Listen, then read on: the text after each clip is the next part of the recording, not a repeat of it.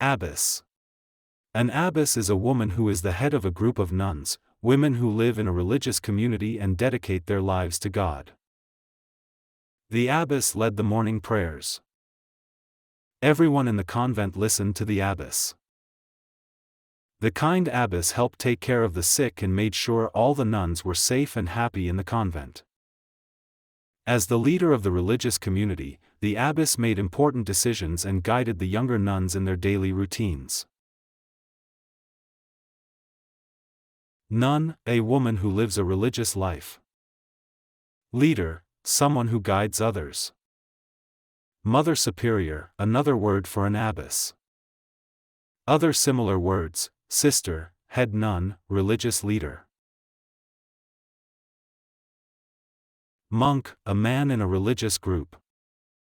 Follower, someone who is led by another. Novice, a beginner who is still learning.